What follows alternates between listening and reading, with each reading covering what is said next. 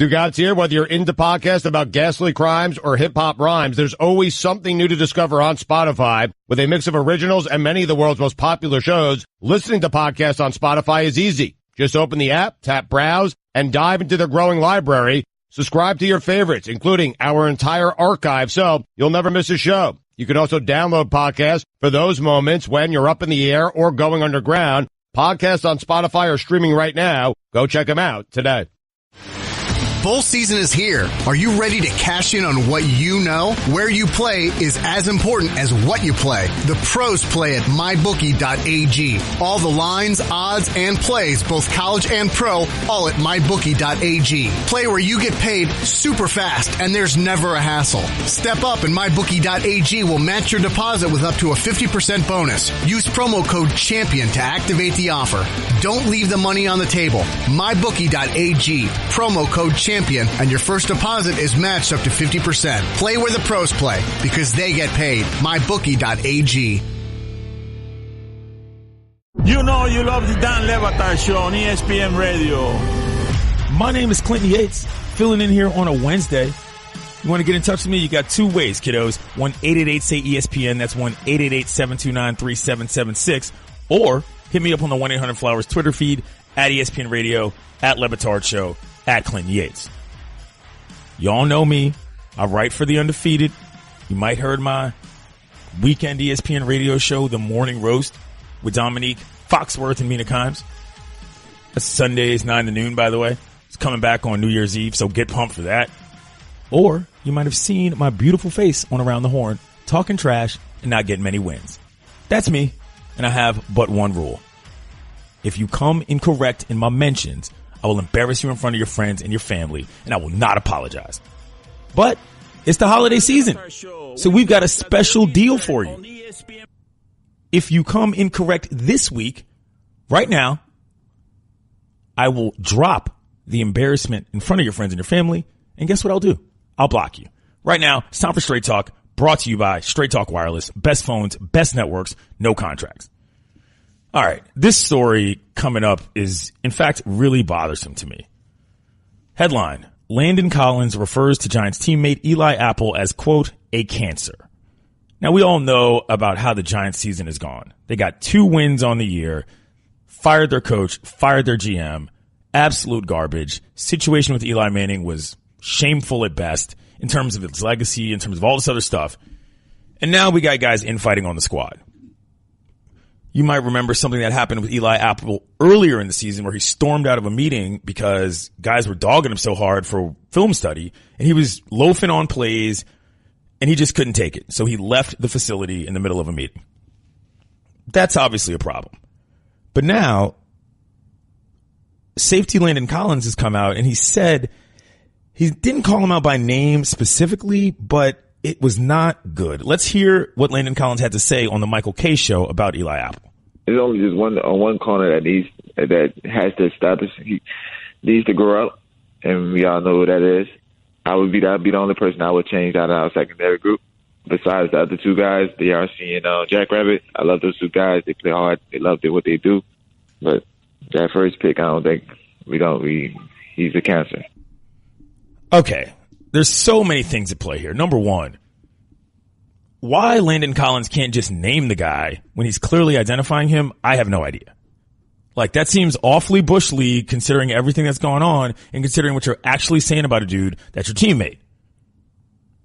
Like, why not just come out and say it? Why not talk to him about it? I mean, I get it. It's a valid point. If you think the guy's a problem on the team, that's one thing. But for not naming him, can somebody explain this to me? That is a chicken-esque move on every single level by Landon Collins. But the larger discussion here is about Eli Apple specifically. We all know Eli Apple, Ohio State guy. His mom, Annie Apple, was a bit of a star on social media. She's real funny. She's real smart. She used to write for NBC News, I think. Former journalist, so good with words. We interviewed her once actually on the All Day podcast. She was very funny, very cool. Her brother is actually Michael Blackson, if you know who that comedian is. Very funny guy as well. Anyway, there's a more important headline to be read here that comes from NJ.com that was a couple days ago. Headline, family strife at the root of Giants cornerback Eli Apple's tumultuous season. Now, I'm not going to read this whole story, but I'll basically break down what happened. There's a picture of them to start the story with his mother, his stepfather, his half-brother, and his brother. Basically, when Eli was a kid, middle school, I believe, his mom married this guy, Tim Apple. Tim became his dad. Basically, he was the guy that raised him. He was the guy that fed him. He was the guy that clothed him. He was the guy that housed him. Eli's relationship with him was very, very important. He was his manager. You know, he basically ran his life at a time when he needed somebody to run his life. But eventually their relationship went awry. And as somebody who comes from a divorced household, like the things that happen to you in your mind when the people that matter to you get split up are very difficult to deal with in terms of how you interact with other people in other parts of your life. This is just what it is. He changed his name to Tim Apple's last name. Like, took his mother's new married name, changed his name. To give you an idea of how important he is to this guy. And I'm getting a little bit emotional here because my point is that this is really, really unfair from Landon Collins. Tim and Annie got divorced in May. And what that did to Eli was obviously extremely devastating. The story is fascinating. It talks about how basically he had to decide one side or the other, how the whole family was broken up over the fact that these two got divorced. He lost not just a business partner, but a father, and it basically sent him completely astray. I want to say Eli's a second-year player now, or rookie, whatever, young guy in the league. For this kind of thing to happen to him in his life was obviously affecting him in a way that was seriously affecting his play on the field. All you got to do is read the story to figure it out. You know, the details of who should be blamed for what and so on and so forth are not really the point here. The point is that when you're dealing with that kind of stuff at home, it's hard to do your job. Simple as that. You know, and NFL players are as good at compartmentalizing anything as anybody else in the world because that's what they have to do in order to be as good as possible. Eli's not one of those guys. And I genuinely feel bad for this kid. That's aside from the fact that his teammates are calling him a cancer. But what he's dealing with is something, frankly, I can relate to very well. And for Landon Collins to come out and basically call him a cancer and act as if basically the entire thing is on Eli, which it is from a teammate standpoint, but that there's no sort of obvious reason why he's being affected, I'm sorry. That's whack, dude. You know, you don't have to be friends with everybody you play with. You don't have to be nice to everybody you play with. You certainly don't have to like them. But this comment to me is just, it's disheartening, man. On a lot of levels. The story of what happened with Annie Apple is really difficult. There's the whole situation with her health and all these other things. And there's a part of me that feels like what's happened with the Giants this year was really unfortunate on a larger level.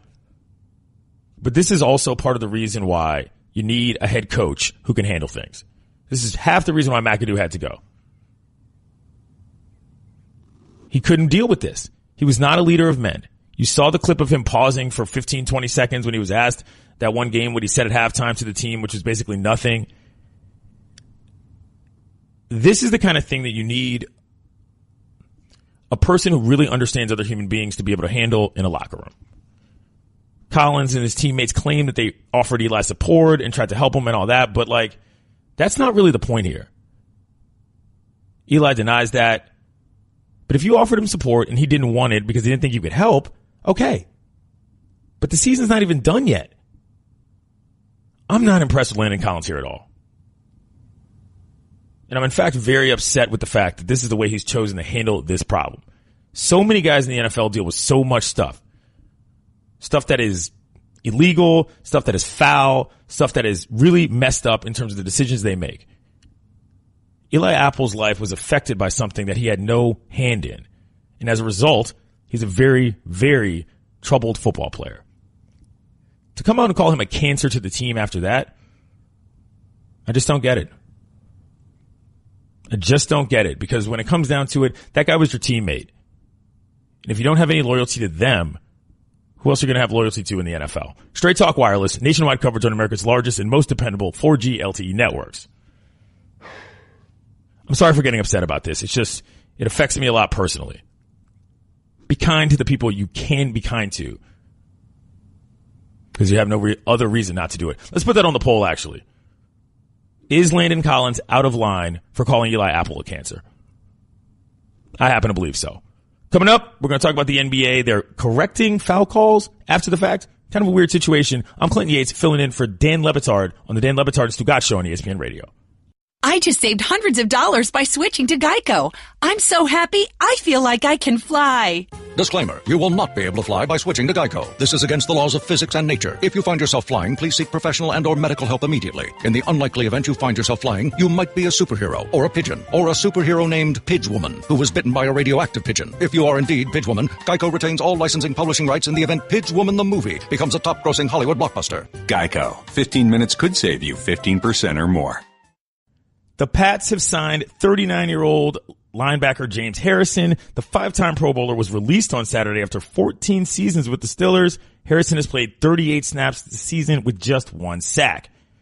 Moving to basketball, the Thunder put their 5-game winning streak on the line tonight. OKC will host the Raptors at 8 Eastern, looking to extend the longest active win streak in the NBA. Russell Wilson is averaging 30 points per game in that span on 58% shooting. For more information all throughout the day, tune in to ESPN Radio. All right. So the NBA on Christmas Day had a very interesting situation that went down in the Warriors-Cavaliers game. At the end of the game, there was a sort of play that involved LeBron James going to the hole against Kevin Durant. And Durant played what I would call some pretty physical defense. Reached across his body, got some ball, got a lot of hand, and the call ended up going the other way. Now, once this happened, you know, LeBron, as he tends to do, and I think fairly, was sort of completely flabbergasted about the lack of call, thinking, you know, he got a lot of contact there. It was clearly a foul. After the replay, they didn't call a foul. They didn't do anything. They just sent the ball the other way. Now, I am of the belief that this was a great no call. Personal opinion. Defense was very, very tough in that game. Durant was playing very physical ball, and I like basketball that involves a lot of grabbing and touching. You know, it's an easier watch for me rather than constant whistles, constant ticky-tack fouls, which are all over the place in NBA basketball. But yesterday, the league came out and said that basically they missed 3 foul calls by Durant and then 1 by LeBron in the game. That last 2-minute report thing that they do where they review calls, they basically said, yeah, we botched it. I'm reading from an ESPN story here. Durant, according to the league, fouled James twice with less than 30 seconds to go in the fourth quarter, and Cleveland down 95-92. First, making forearm contact to the Cavs star that affected his speed, quickness, balance, and rhythm, and then making contact to his arm and body that affected his driving shot attempt, which was blocked. Referee Derek Stafford initially signaled it as the Cavs ball, but the call was overturned after the review and the Warriors were awarded the possession. He fouled me twice, James said, but whatever, what are you going to do about it? Okay. You know, I find these sort of situations, particularly in the NBA, a little weird when they come out and say we messed something up. It's sort of once again, a for whom and for what situation. Like, I'm not really sure what there is to gain out of stating that, personally. But again, I like the call. I am not one of these people clamoring for more whistles in any sport whatsoever. We've seen this in football, where the replay system turns everything into some sort of microscopic scrutiny that is imperceptible to the normal human eye, which is bothersome to me. I'm thinking about that Kelvin Benjamin play in particular. That's a catch in my book 900 times out of 900. But because it goes to review, gives you the opportunity to make some really bizarre calls and parse things to a level that nobody would do otherwise, it takes the fun out of the game. I can't stand it. It's the same in baseball sometimes. We saw this in the playoffs a couple times. I know it affected my Nats, so I'm sort of personally bitter about it, but in reality, I still think it's a really annoying call. When guys get reviews on like slides in the bases that otherwise nobody would see, but their leg pops up for a microsecond, and if you've got a glove on the dude, he's out. Like, nobody can see that. That's not the spirit of the rule. That's a letter of the law that goes too far and eliminates a fun factor. And ultimately, do you need to dismiss review altogether? I don't think so. But we got to have a better attitude about why we're reviewing things across the board in sports. The goal is not to simply make everything so exact that you squeeze the life out of the game. That is what's happening across the board in this situation. That's why I commend these referees in this NBA game for swallowing the whistle for once in a big-time spot. Let these Bamas play. That's what they're there for. Referees, umpires go best when they are unnoticed. More calls just means more stoppages of play and less fun. Let's see what Jeff Van Gundy had to say about the NBA's replay system. I don't think it's about the official. I have a bigger problem with the replay system, how often there's stoppages in our game. And if you're not going to replay foul calls, to me, the replay system is too flawed to go on. So I don't like the replay system the way it's stood today. And to me, LeBron James definitely got fouled on the last out-of-bounds call that didn't go his way. Well, you can't replay foul calls. That would just open up a Pandora's box that would be completely ridiculous. Like, completely absurd. Because then you'd basically stop every play and review everything, and that would just take way too much time. Otherwise, at that stage, referees are almost pointless. But overall, I gotta say, as somebody that grew up with replay being a thing, I sound like the oldest man in Old Manistan. I know this. We've gone too far. Football is out of control with this catch rule. Baseball is completely out of control with some of these calls that are getting reviewed. But basketball, I can deal with it right now. But I don't like Van Gundy's idea of replaying fouls. That is a bridge too far, in my opinion, in terms of what the overall purpose of the reviews are. You know, at some level, sports are still supposed to be fun. And the computerization of a lot of these things is eliminating a huge amount of atmospheric enjoyment from these games. It's so much more noticeable when you're actually in attendance as well. Can you imagine if you're up there in Buffalo, it's 2 degrees or whatever, and you've got to deal with that call after watching a great play? It sucks the life out of a game. Overall, replays, I think, have improved refereeing on the whole, but there's these certain instances where I just feel like, my God, what are we even doing here? The refs got this one right in the NBA, in my opinion. They might have said yesterday they got it wrong, but you know what? It was a good play. Durant deserved it. LeBron, okay, he got fouled. You know what? He went for it, and it worked out. I'm fine with the no call there. One of the best tweets I ever saw in my life said, if I was a referee, I'd lead the league in great no calls. That was a great no call. Coming up, Bobby Marks, ESPN NBA Insider, is going to join us. I'm Clinton Yates, filling in on the Dan Batard Show with Stugotz on ESPN Radio.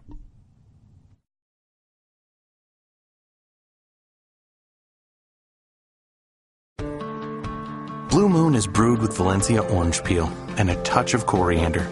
It's a creative twist on a Belgian-style wheat ale for a taste that shines brighter. Taste responsibly. Blue Moon Brewing Company, Golden, Colorado. Joining us right now, Bobby Marks, ESPN NBA Insider. Bobby, I want to ask you straight off the top, what are your thoughts about this replay situation in terms of what happened in the Warriors-Cavaliers game and what the league said yesterday about them missing 3 calls, 2 of which were on Durant and 1 of which were on LeBron? Well, it drives me crazy. I mean, it really does. I know there's certainly a benefit from it. Having, I think in Brooklyn, well, actually in New Jersey, we were the root of why instant replay is that Reggie Miller shot in 2002 during that playoff series, what came late, and then they instituted instant replay. But I think there's got to be a better way of kind of either with the last minute reports. I understand the transparency here, and I thought Jeff Van Gundy had a great response during the game on Christmas Day. Is that if we're going to go to the replay at the end of the game to do the show, a ball going out of bounds, that if there was a foul committed, then maybe we address that too. But my concern, Clinton, is that is the instant replay kind of allowing the referees to kind of have a little bit of a mulligan? Are they not as sharp down the stretch because they have instant replay as a crutch? And I think that's kind of what my take is on it right now. How do we fix that? I don't know, but I think there's got to be a way to, we see the end of these games going, I know they got rid of timeouts or we eliminated some timeouts, but there's got to be a way to kind of figure it out here to either fix, instant replay. Maybe we had a coach's challenge here for, if we see a foul, maybe that might even add, a little bit of time here. But, you have 3 missed calls on Durant at the end of the game. The referee, and it's made known to the public here. So how do we kind of fix that? But yeah, we see this year in and year out here and with really no solution right now. Do you really think that going to fouls on replays is a viable option? I mean, that seems like an awfully slippery slope, Bobby. Yeah, I don't. Because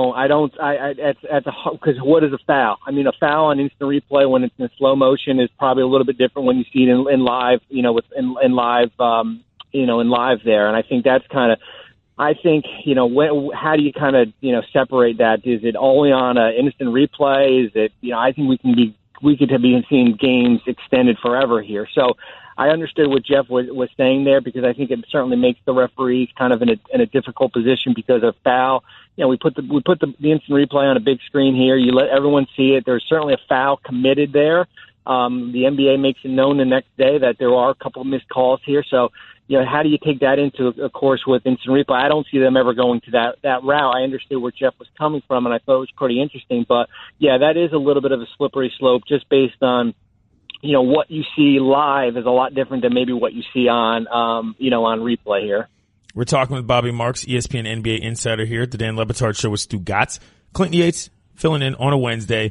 You've been saying that we can't judge the Oklahoma City Thunder until after Christmas. They've won 5 in a row. They beat the Rockets on Christmas. I thought the Rockets were going to blow them out in that game because I just haven't liked the way that the Thunder have looked. I still don't think that blend is going to work. But are you still believing that this is a worrisome situation, or do you think they turned the corner? Well, I think these next 6 guys, I think they can go on a little bit of run here. I think they've won 5 in a row. They've got the Toronto game tonight's going to be pretty interesting. They've got Milwaukee the next game. I know they got both LA teams coming up, so there's a chance you can go on a 10 or 11 game winning streak here. But what Thunder team shows up? Is it the Thunder team that got blown out at home to Charlotte, or is it the team that we saw on Christmas Day? I like how guys are kind of, I guess, identifying their roles a little bit here.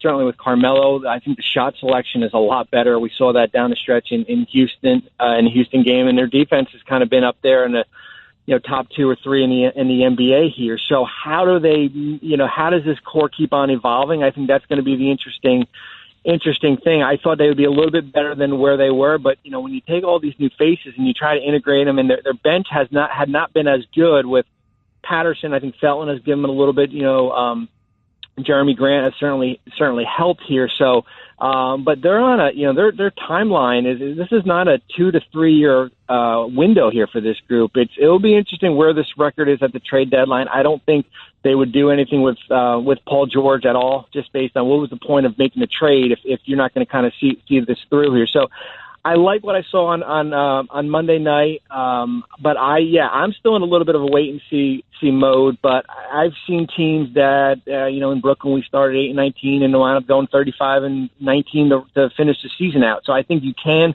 still turn it around. And I think what happened in the West is that the West that we thought was so good kind of allowed them to stay in the race here. With right. Minnesota, Denver, Portland, New Orleans, teams like that, Utah, Clippers have.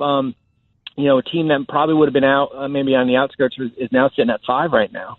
Well, let's stick with the Paul George situation. You don't think it's realistic remotely that they might trade him, considering he hasn't said anything about what he wants to do? Well, my question is then if this team was, let's say if they got to the deadline and they're not going to be 34-10, and he is still non-committal, would you still consider moving him? I don't know, and I think Sam Presti went into this season that He was not going to get a commitment from Paul George at the deadline, no matter how good of a record this is, and he's going to leave his options open going into the summer. So that's kind of the roll of the dice that he's going to have to play with here. Do you think about moving him?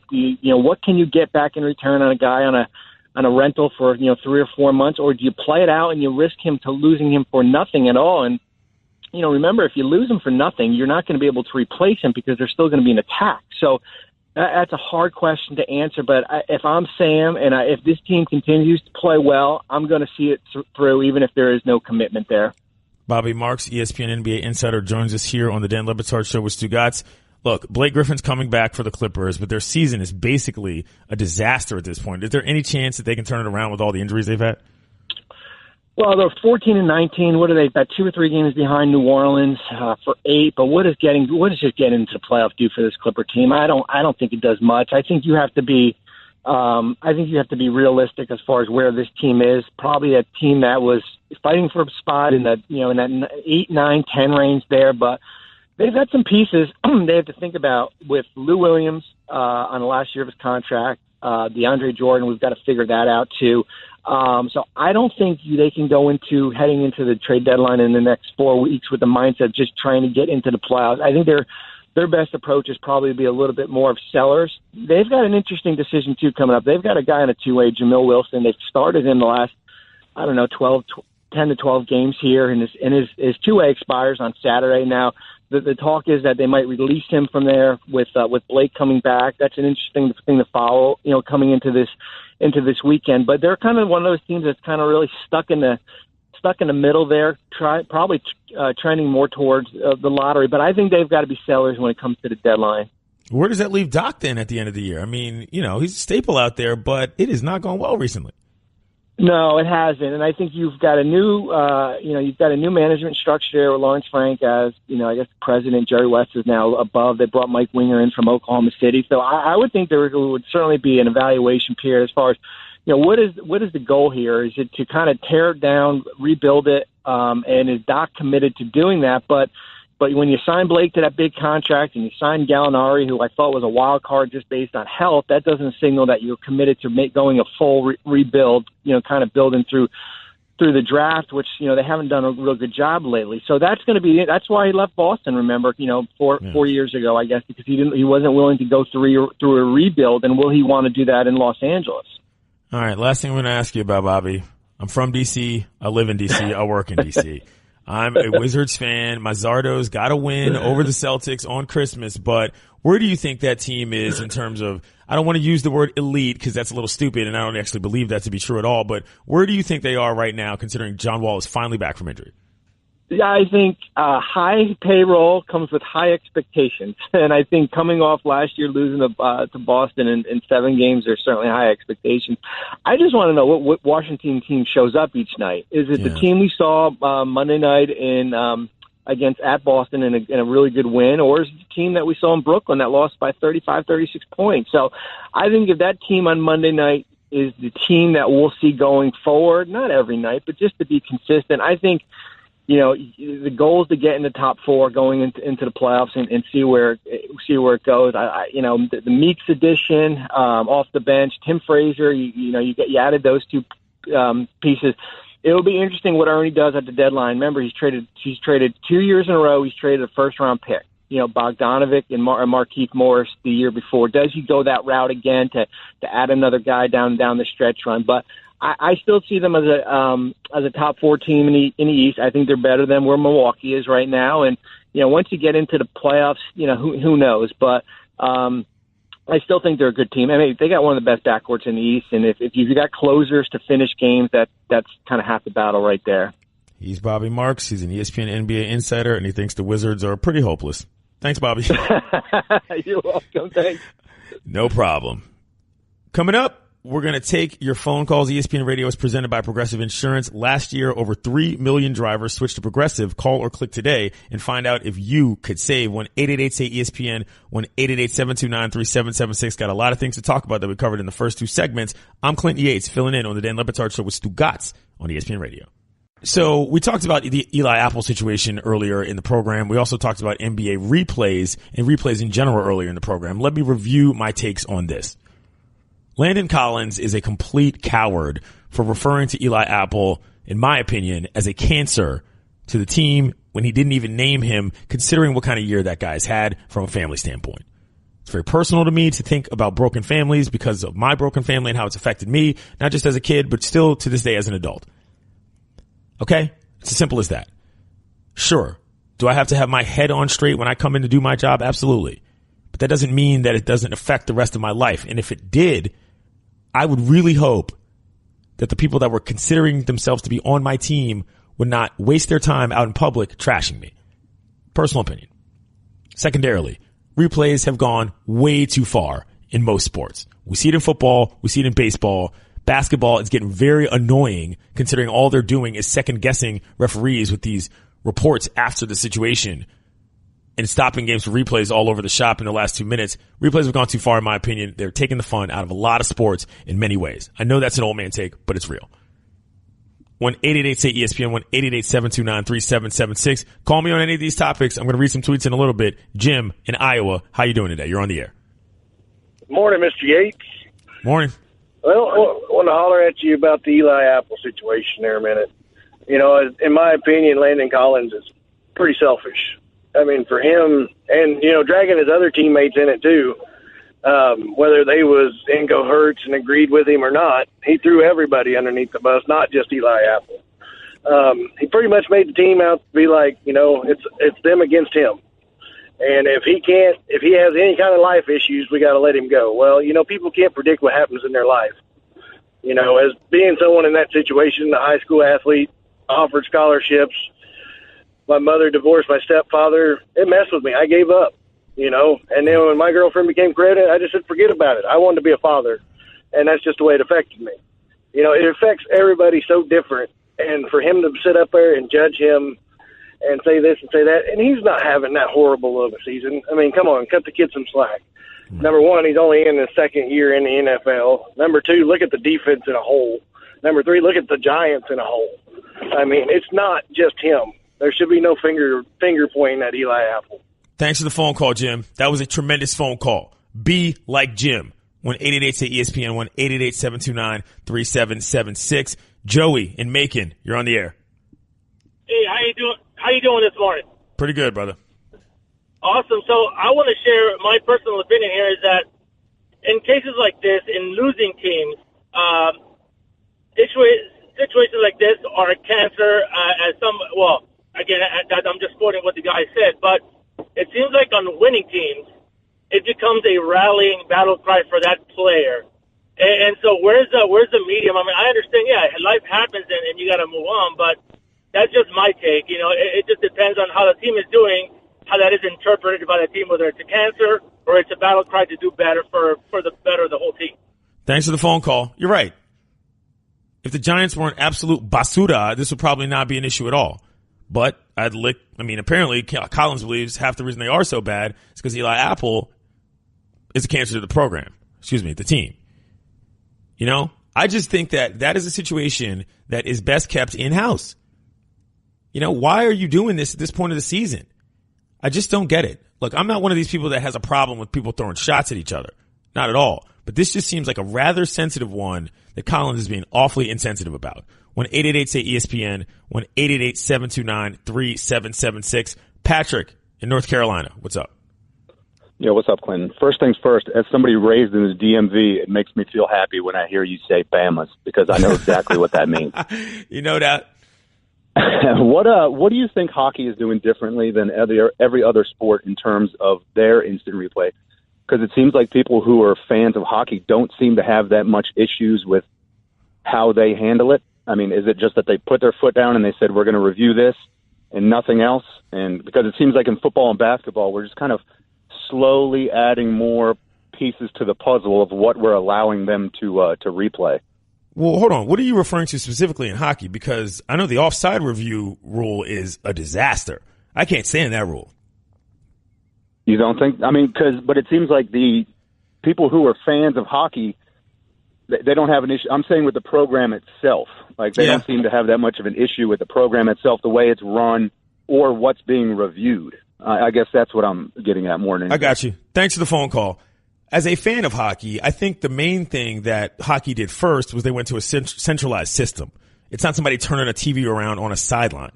It's not some guy going into a booth underneath some sort of, tarp in order to make a call. The centralized system in Toronto is probably why most people can accept it, because that's sort of what the entirety of the situation is there for. The offside review rule, though, absolute garbage. I would say most hockey fans actively hate that.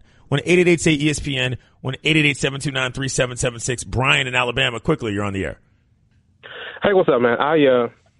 Landon Collins' situation may have gone a bit too far in his opinion, what he was saying. But at the end of the day, Eli Apple, he got a job to do. And for us regular everyday folks, cops, firefighters, bankers, personal life can't get in the way of what you got to do in your job. And we can't use that. You can't throw a pity party for him because he got personal issues. We all do. And if we don't do our job, we ain't got no job. As a football player, get a little extra slack, Yeah, that's just my opinion, man. Thanks for the phone call. I mean, he's not a cop. He's not a firefighter. That's not what's going on here. He's a young man whose life has been drastically affected by his family situation. Of course he's responsible for his own behavior. Of course he's responsible for lashing out at teammates. Of course he's responsible for his loafing on the field. But I'm just saying that Landon Collins did not need to say that in public. It is simply something that if he was any sort of teammate, he would have just handled on his own. Coming up, we're going to talk a little bit more about this. I'm Clinton Yates, the Dan Batard Show on ESPN Radio.